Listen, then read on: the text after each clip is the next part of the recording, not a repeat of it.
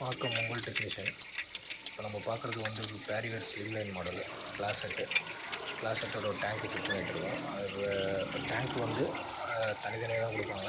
சைபர் set, அப்புறம் பால் set, அப்புறம் அந்த லிவர் செட்டு, அப்புறம் கனெக்ஷன் ஓஸு, இது எல்லாமே தனித்தனியாக இருக்கும். எல்லாமே செட் பண்ணிவிட்டு உங்களுக்கு அந்த கிளாஸெட் வந்து ஆக்சுவலாக எடுத்துகிட்டு புது கிளாஸெட்டு வச்சு ஒரு 1 ஹவர் ஆச்சு. அது நல்லா காஞ்சிடுச்சு.